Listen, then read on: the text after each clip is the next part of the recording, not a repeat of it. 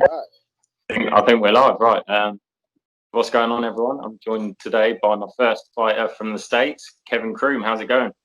Oh man, it's going very well. How are you? Yeah, I'm not too bad, mate. Not too bad. I mean, you're clearly better off. 50 G's in the bank after last weekend. Yeah, I mean, I'm definitely feeling pretty good. That's for sure. So before you got to bring that up, didn't you? So before we get going, I just want to sort of go a bit of background with you. So born in Missouri, fighting out of Missouri, been in the game 13 years, and finally made an impact. I mean, what got you into MMA? Man, fighting's a lot that I really liked. I don't know. As soon as I saw my first ninja movie when I was a kid, I've always been trying to fight, kick stuff, and do stuff like that. Roughhousing. I don't know how many times my parents yelled at me about roughhousing. Turns out that was my career. Yeah, man. Before I'd ever actually seen a UFC fight, I knew that there was something called Ultimate Fighting, and I knew that that's what I wanted to do. I don't know. I mean, I wrestled in high school. I always liked the street fight. It's just kind of always what I wanted. Here I am, pretty wild. So turned it professional, and it's certainly working out for you. Obviously, being at Glory MMA with James Krause, Grant Dawson, Megan Anderson there, Tim Elliott, and you've actually got a teammate, Jeff Molina, who makes his debut as well in November as well. So yeah, man, savage. We got a bunch of people. Gina's gonna be fighting on in November too. Yeah, I mean, we got like 12 UFC fighters at the moment out of Glory, and I mean, a ton more coming up, man. We got a bunch of savages. James Krause has created something very, very special. Excited to see things coming from Glory. Like I say, obviously you've got a lot of people in the UFC already, so more to come, I'm sure. Obviously out in Vegas today, supporting your friend Jordan Espinosa fighting this weekend as well. How's Vegas for you? Yeah. I mean, did you stay there after last weekend? Did you stay there a week or? I went back home. And then kind of talked to him, and I thought I was going to be able to come out in corner, and then it just didn't work out. Just we waited a little too long to put me on the list. So it's cool. He's got some family here, and so I'm just here hanging out with them, man, just having a really good time. We just got done with his post-weigh-in meal, so he's getting fat and happy now, and yeah, man, I'm really excited to see him more. Certainly got a good card lined up tomorrow, and you've actually got a former opponent on there as well, Derek Minner, who you beat in LFA as well. So you know, you've certainly got a lot of ties this weekend as well. Yeah, no, he's training at our gym now. So James is cornering him, and yeah, I mean, he's only been at the gym I think for 3 weeks. He was there. Super excited to have him. I mean, kid's a monster. So yeah. Really excited to see what happens tonight. So the last weekend wasn't the first time you were signed by the UFC, was it? Going by your socials, you were signed on at the end of August to fight. Yeah. And then that didn't happen, so then you were dropped, and then now re-signed, and I think it was on something like a day's notice, wasn't it? Yeah. The Roberts fight. I got the call at like 2 p.m. on Wednesday. So well, I mean, a day and a half.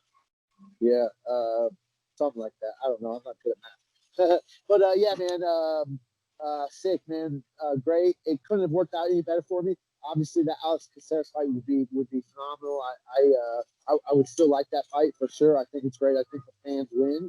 But just to have it happen like this, the roller coaster ride of emotion, me getting signed, coming here, realizing my dream. I actually got signed 13 years to the day of my first fight. August 25th, I had my first fight in 2007.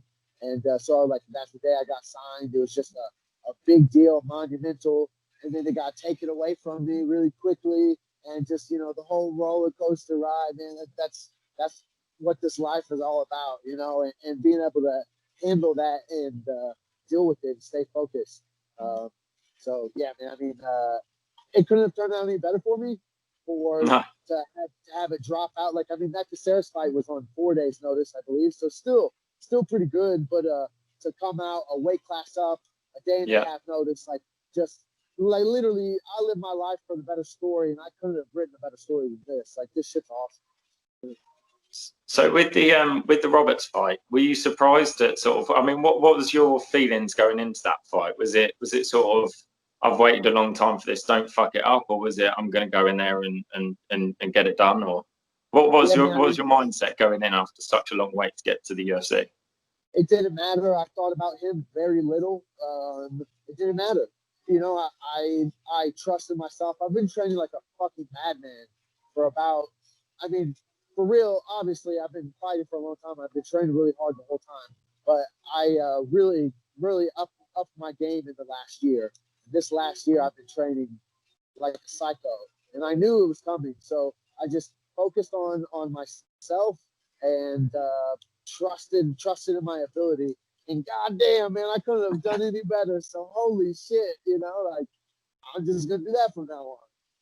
Well, well, they call you the hard hitting hillbilly. But did it surprise you how early you caught him, and then to get him in that standing guillotine? Did it surprise you how early you caught him? Or Yeah, my new nickname is Crash because I'm always crashing into shit. So I mean, no, like I mean, yeah, I guess it did it surprise me, but I did crash into him pretty hard. So you know, like, fuck, man, I'm never really expecting to drop somebody. I always like I'm a volume puncher. Like I do have power, but I'm a volume puncher, and I have the cardio to throw 100+ shots around. So every time I drop somebody, I am a little surprised. But man, it's not my first rodeo. I have been here before. yeah, I was going to say a long time in the game, so I'm sure you've seen it before. In terms of in terms of getting in there and getting the finish, was that something that you sort of planned getting the finish, or would you have preferred it to go into more rounds to show more of what you've got, or do you think it's better to go in there and make a statement like you did? I mean, fuck, I don't think you can make a statement any better. You know what I mean? No. My last fight was a 5-rounder, tough 5-round fight. So I mean, it's really cool to have the tough 5-round fight, and then my first fight in the UFC be that quick finish. You know, I mean, that's awesome. The coolest thing is, man, I'm so good at this shit. Like I've been doing this for so long. They got to see such a little portion, and like my change that I've made in my skills in the last year has been astronomical, and nobody's seen any of that. So it's pretty exciting. And this fight has just catapulted my confidence even further. Like I'm excited to see Kevin Croom now. I'll be honest. Well, it's made you a fan favorite for I'm sure many people as well. Obviously, I hadn't sort of heard much of you when you came to the UFC. Obviously, being in the UK, I try and keep in touch with the amateur side over here, but over in America, it's sort of a lot to. There's so many different organisations. It's a lot to try and keep up with when I've got work and a family as well. So I try and keep tabs on everything. But now I've sort of looked into you more, I'm excited to see what's to come in the UFC for you. And just name dropping as well. I noticed today, looking down your record, that you're actually Justin Gaethje's first fight as well. Yeah, man. I took that fight on 3 days' notice, a weight class up. It didn't quite work out as good for me, huh? No. But I mean, you're not afraid to get in there, on short notice and stepping in at different weight classes, high weight classes as well. Man.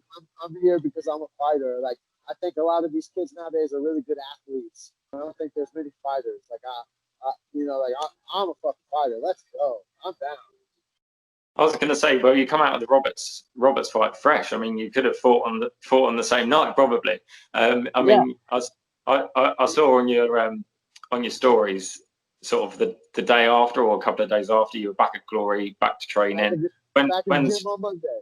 Yeah. When's next for you? You just hoping to get back in there as soon as they offer you a fight, or? Yeah, for sure. Like my man Jay-Z says, you ain't got one until you got two. So I'm still trying to get my first bonus. You know what I mean?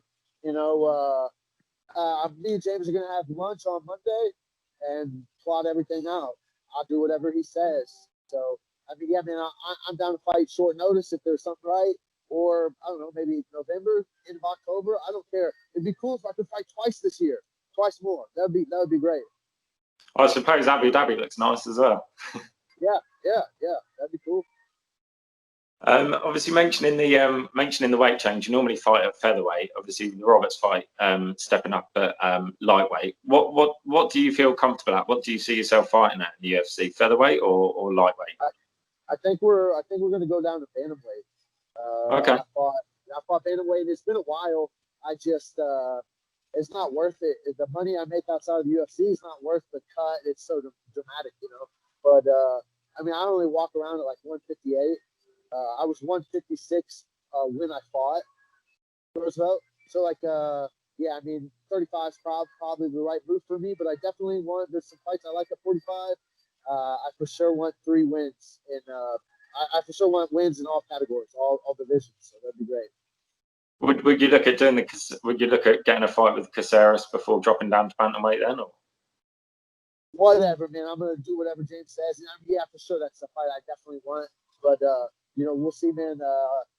Since I don't really care at all, like the world's my playground. Whatever can happen, you know, like it's kind of cool. We'll see. And being 33, do you feel like there's a pressure on you to sort of move quickly, or do you still feel fresh in yourself that you can go for a few years and make a run for a belt? Yeah, totally. I mean, yeah, for sure. I totally think I can get in title contention, 100%. And that's something I don't know if I've ever said, to be honest. Like, I don't know, with such a long career, being outside of the UFC for so long, thinking I would be a UFC champion, I don't know, that seemed kind of preposterous, you know. And then now with kind of the way everything is, man, I believe in myself. I'm going to go to the top. So yeah, man, there's no pressure. Whatever, like I was made to do this. I'm down. Let's go, man. Definitely prove yourself to be worthy of stepping in there, especially against someone like Roberts as well, finishing him so early in the first round as well.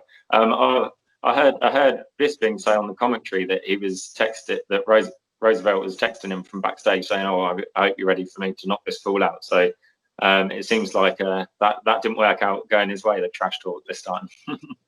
Yeah, man. I mean, whatever. If that's what you want to do, that's cool. I like being overestimated or underestimated. You know, I like. I'm a fucking silly ass, goofy dude, and nobody quite expects me to be such a fucking savage. So I'm gonna let just these people have been underestimating me my whole life. I'm gonna let it happen as long as it can. You know, eventually somebody will learn, but fuck, I'm still here. So, you know, that's it. As long as you're there, you're fighting. That's it.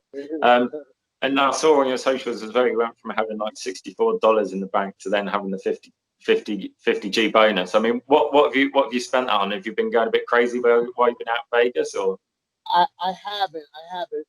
Seeing as it took me so long to get here, I'm going to be really smart with my money. You're being sensible. However, you know, yeah, I have friends being like, "Let's go do this," and I'm like, "Oh man, I don't know, that's really expensive." They're like, "Oh, shut up." Like, fuck it, I've got the money now. You know, but I mean, just coming out here and being out here is expensive enough, so I'm not getting too wild. Playing it safe. You hoping? I take it you're hoping for more bonuses to come in the future, definitely. Yeah, man. I mean, that's who I am. You know, I feel like every fight I fight, it's the best fight of the night. I'm an entertainer from start to finish. From the second you see me walk out to the end of the show, so you don't see me anymore, I'm entertaining. That's what I do. So, yeah, I do see me getting more bonuses for sure. Well, I'm excited to see the future. You seem like a very charismatic guy, so I'm looking forward to what is next for you, whatever it may be. I mean, hopefully the UFC can sort you out soon. I mean, you're looking fresh. You look fresh, coming straight off the Roberts fight. I don't think you took any damage. I don't think you even connected. So I mean, you're ready to go. Let's go. Well, I'll leave you to it because I know you're with some friends in Vegas and you're going wig shopping. So enjoy all that. And right. How did I get roped into this? Seems like you pulled the short straw. So silly. Well, it's good talking to you anyway, and hope you enjoy the rest of your stay in Vegas. I really appreciate you, man. Heck yeah. Appreciate it, Kevin. Awesome, man. You have a good one. Speak soon, mate. Bye. Yep.